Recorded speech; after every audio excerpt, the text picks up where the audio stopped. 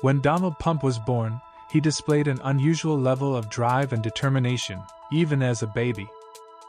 His parents noticed that whenever he cried, it would stop if he was given enough protein.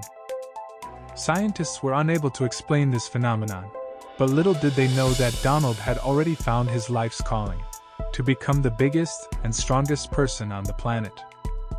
As he grew up, Donald was highly active and constantly lifting toys and other objects. One day, while walking with his mother, he saw a gym and was immediately drawn to it. Despite his mother's attempts to leave, Donald started crying and she eventually gave in and took him inside, where she signed him up for a membership. From that day forward, Donald dedicated himself to his fitness and nutrition, going to the gym every day and making sure his diet was balanced with all the essential macro and micronutrients. He was eventually approached by someone who complimented his physique and asked how much he could bench. Donald replied that it didn't matter, he just wanted to get as big and strong as possible.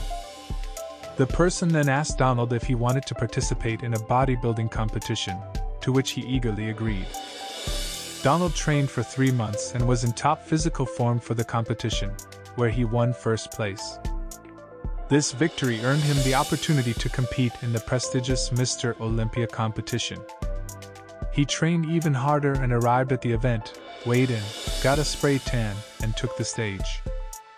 Facing off against his competitor, Swole Joe, Donald and Joe went through their poses, each trying to outdo the other. Joe had a slight advantage in symmetry and muscle mass, but in the final pose, Donald exceeded expectations and his muscles grew even larger, forming a 10-pack abs and increasing in size tenfold.